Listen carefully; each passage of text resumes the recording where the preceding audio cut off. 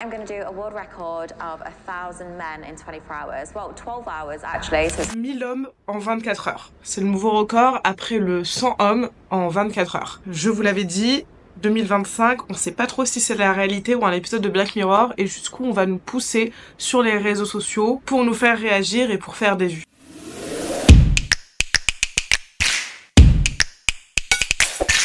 Je sais pas si tu l'as vu passer, il y a une créatrice de contenu pour adultes avait fait le buzz il y a quelques semaines déjà je crois sur les réseaux sociaux parce qu'elle s'était lancé le challenge d'avoir 100 hommes à la suite en 24 heures et quelques semaines après ça c'est une autre créatrice de contenu pour adultes qui a décidé d'aller encore plus loin et de faire cette fois 1000 hommes en 24 heures. Alors en soi, elles font ce qu'elles veulent, si ça les amuse, grand bien leur face, j'ai envie de dire, pourquoi pas. Même si, je vais être très sincère avec vous, moi je comprends pas qu'on puisse banaliser ce genre de choses dans le sens où pour moi c'est une forme de... Elle se fait du mal. Vous voyez ce que je veux dire? Genre c'est pas possible que physiquement ça ne l'impacte pas sans parler du mental, mais physiquement c'est hyper dangereux et quand on voit des personnes sur les réseaux sociaux s'empiffrer des fast-food tous les jours ou alors des personnes à l'inverse perdre du poids ou alors des personnes en dépression etc.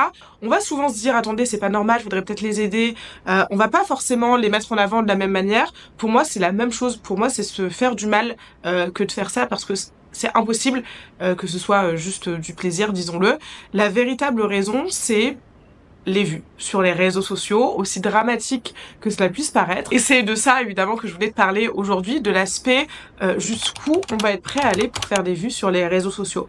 Est-ce que avoir des rapports avec 1000 hommes en 24 heures, ça vaut le coup pour faire un petit peu plus de vues, pour gagner de l'argent aussi, hein, évidemment, c'est ça la finalité, on est d'accord. C'est pas juste faire des vues sur les réseaux, c'est gagner de l'argent. Mais je trouvais ça un peu déprimant, je vais être honnête avec toi, de se dire qu'on est arrivé vraiment dans une époque, 2025, c'est normal, de faire des bad buzz, faire des vues, pour derrière espérer gagner de l'argent. D'être vraiment prête à tout, là, littéralement, à se mettre en danger, physiquement, mentalement, pour réussir à capter l'attention. Parce que c'est ça qui marche aujourd'hui sur les réseaux sociaux. Si jamais tu me suis, tu m'as déjà entendu le dire, ce qui marche sur les réseaux, c'est de provoquer des émotions. Parce que on est tous là en train de scroller, il y a trop de créateurs de contenu, il y a trop de contenu sur les plateformes. On est là dans notre lit le soir, on scrolle, on scrolle, on scrolle, on scrolle. On s'arrête sur une vidéo si on ressent quelque chose. S'il y a un mot-clé, s'il y a une image, s'il y a quelque chose qui nous a interpellés. Et du coup, les créateurs de contenu, ils sont mis en concurrence en fait. Ils sont en concurrence avec les centaines de milliers d'autres contenus qui défilent et du coup c'est qui va avoir la meilleure accroche, qui va faire le plus réagir les gens. Et comme provoquer des émotions négatives, c'est, je vais être honnête avec vous, disons-le, beaucoup plus facile que provoquer des émotions positives.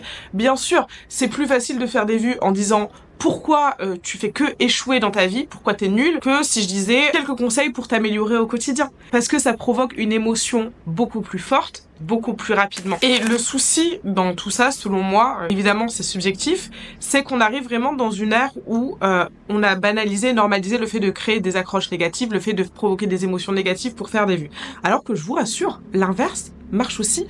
Moi j'ai décidé cette année de faire un gros tri sur mes réseaux et de suivre uniquement des créateurs de contenu positifs. Alors évidemment ces créateurs de contenu positifs peuvent des fois avoir des accroches négatives ou des fois avoir un petit coup de mou, c'est pas ça qu'on dit, mais j'en pouvais plus, typiquement. Moi, ça, c'est un truc qui m'avait fait péter un plomb, fin 2024, début 2025.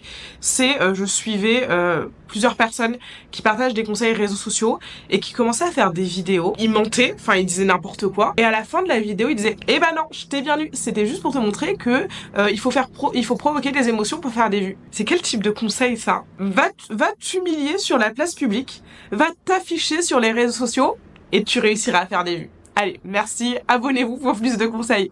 C'est nul! Genre vraiment, j'étais là, et je regardais, je me disais, mais ils sont sérieux? C'est vraiment ça le conseil?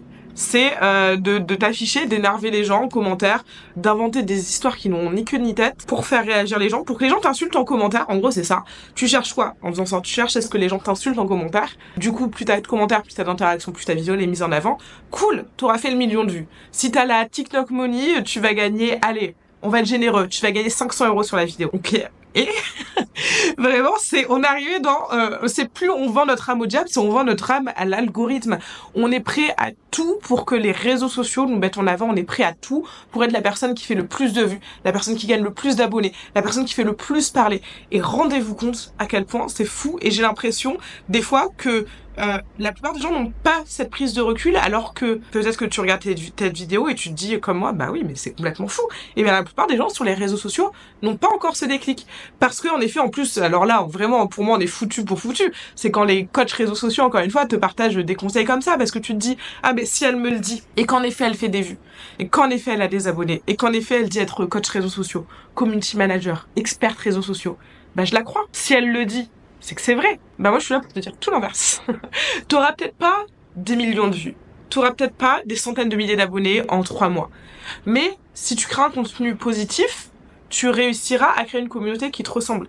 Et moi ça c'est vraiment ce que je veux t'aider à faire cette année en 2025, c'est pas de te concentrer sur les vues, c'est pas de te concentrer sur les abonnés, c'est de te concentrer sur la communauté et l'impact que tu vas avoir. Au moment où je te filme la vidéo, hier, on a eu, j'ai vu un post de Hugo Décrypte, alors je t'avoue, je savais même pas que ça se passait, mais il y a eu une levée de fonds de la part de beaucoup de gros influenceurs. Je sais qu'il y avait Amine, Michou, Inoxtag, je crois. Voilà, des gros influenceurs qui ont levé plus de 3 millions, enfin presque 3 500 000 euros pour différentes causes, associations, etc. C'est ça qu'on veut en 2025. Et ils ont pas été faire du putaclic, du clickbait, peu importe comment on veut appeler ça, c'est-à-dire de provoquer des émotions négatives, d'énerver les gens pour faire des vues.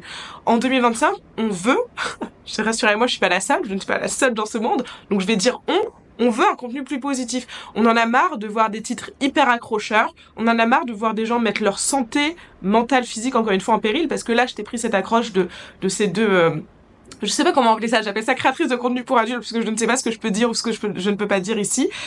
Mais on voit aussi, c'est le cas avec niveau nourriture, il y a beaucoup de gens qui vont s'empiffrer des fast-food à une vitesse folle, manger toujours plus, etc. Parce que pareil, ça fait réagir. En plus là, il y a un petit aspect ASMR, vous voyez, avec le bruit de la nourriture et tout. Je suis la première, hein. J'adore regarder des vidéos de nourriture sur les réseaux sociaux, mais quand je vois des gens, je vous jure, ça me donne la nausée. Quand je vois des gens qui s'empiffrent, qui postent 3 vidéos de fast-food dans des quantités astronomiques par jour et qui mangent le plus vite possible parce que ça fait réagir et que ça fait des vues, je me dis c'est pas possible, on est vraiment tombé dans les fins fonds des réseaux sociaux. Et bon, l'avantage c'est qu'on ne peut que s'en relever et qu'on peut que passer à autre chose. Si jamais tu veux te développer sur les réseaux sociaux en 2025, vraiment avoir une communauté qui te ressemble, peu importe ce que tu veux faire derrière, si tu as une marque produit, si tu veux vendre tes services ou juste si tu veux créer du contenu et avoir une communauté en fait, je te rassure, t'es pas obligé de suivre ces conseils, t'es pas obligé d'aller dans des extrêmes. En fait, oui, les extrêmes font réagir, mais tu peux le modérer. C'est à toi de placer ton propre curseur de l'extrême, j'ai envie de dire. Tu peux provoquer des émotions négatives, ça fera des vues, ça te fera beaucoup d'interactions, mais tu peux aussi avoir les mêmes résultats, même si ça demande un petit peu plus de travail, avec des émotions positives. Alors à toi de te demander, est-ce que je veux les vues faciles, l'argent facile? Dans ce cas-là, ouais, va faire le bad buzz. Ça marchera. Mais demande-toi le soir, tu vas te coucher, tu te diras qu'est-ce que j'ai gagné dans tout ça? Ok, j'ai gagné des vues, j'ai gagné de l'argent, mais est-ce que j'ai eu un impact? Est-ce que j'ai aidé quelqu'un? Parce que croyez-moi, moi quand je fais des vidéos qui font 5000 vues et que j'ai 3 commentaires qui me disent merci Inès, t'as provoqué un déclic, mais je vais me coucher beaucoup plus heureuse que si j'avais fait une vidéo et que j'avais eu 10 000 commentaires, 3 millions de vues, 500 euros, mais que les commentaires disant c'est faux, t'es nul, c'est pas vrai, nan. Ça n'a rien à voir. Donc, avant de poster sur les réseaux sociaux, avant de chercher à forcément faire des vues le plus vite possible, demande-toi pourquoi est-ce que tu fais ça? Qu'est-ce que tu veux créer sur les réseaux sociaux? Et tu verras en plus, c'est ça qui va vraiment durer dans le temps. Parce que je pense qu'il y a aussi un petit éveil, hein, comme je disais, je ne pense pas être la seule. On est beaucoup à en avoir marre de tout ça.